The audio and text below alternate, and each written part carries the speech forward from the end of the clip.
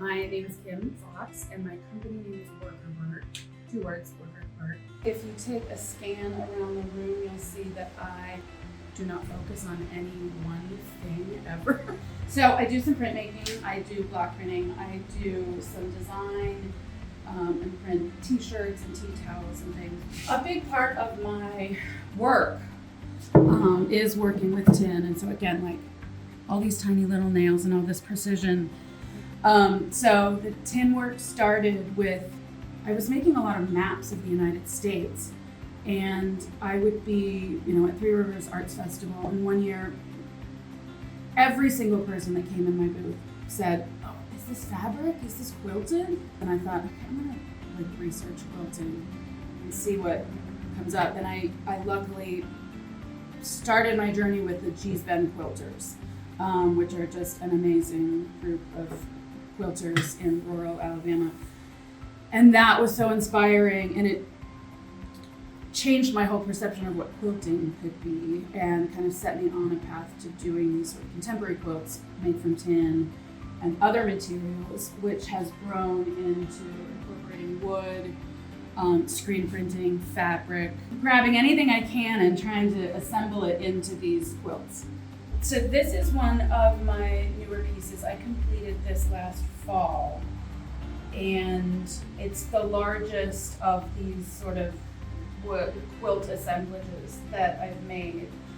And when Contemporary Craft approached me about some ideas for the Timmons piece, I presented a traditional, tin piece like I do, and I presented a hand-drawn collage, which is another something I do, and I presented this, and right away it seemed like this made sense for so many reasons.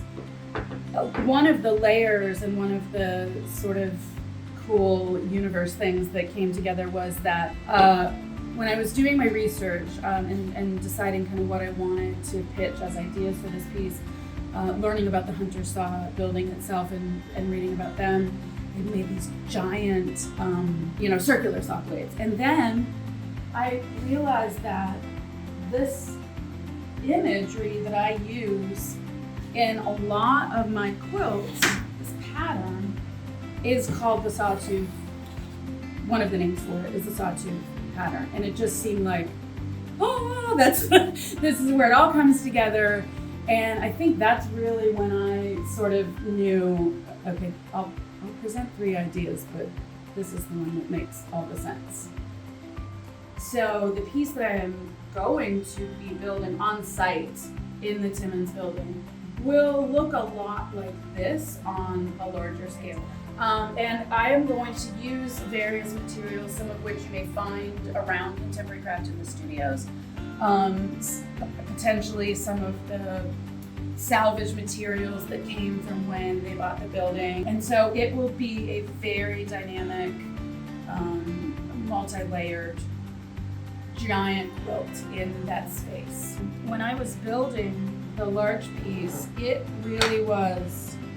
was probably a year from the time I started, somewhere I have it in my photos, like the time I started laying some initial blocks out to finishing the piece. And it honestly was like coming down and playing blocks as a kid, because I would just slowly amass all these, those are screen printed, that's paper, screen printed paper glued on the wood.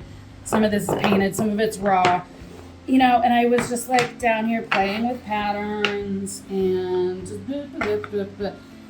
it's slowly, at the end of each session, I would kind of take a picture, live with it for a while, go home, look at the picture, see what resonated, what didn't.